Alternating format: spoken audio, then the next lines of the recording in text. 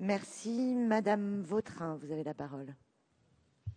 Merci Madame la Présidente. Avec cet article du projet de loi de financement de la sécurité sociale, on peut dire qu'on continue le matraquage fiscal par l'augmentation des cotisations sociales des travailleurs indépendants. Cela vient d'être dit par mes collègues, les cotisations maladie sont relevées, uniformisées, alors que jusqu'à maintenant, elles étaient dégressives.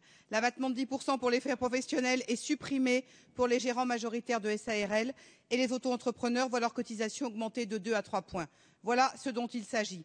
Dans le contexte économique difficile que nous connaissons, s'attaquer aux travailleurs indépendants, c'est juste augmenter les charges de nombre de travailleurs vulnérables, souvent exposés aux aléas économiques, alors que les prestations offertes en contrepartie sont inférieures à celles du régime général.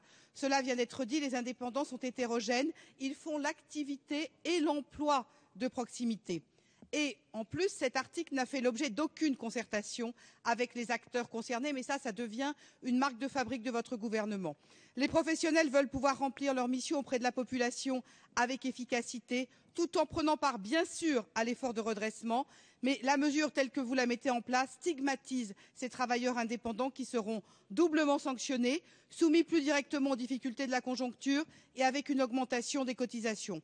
Par ailleurs, il y a un risque de déséquilibre du régime des retraites des indépendants, avec un risque éventuel et important de délaissement de la forme d'exploitation de SARL au profit des SA et des SAS, avec la suppression de l'abattement de 10% sur l'assiette de cotisation des gérants majoritaires.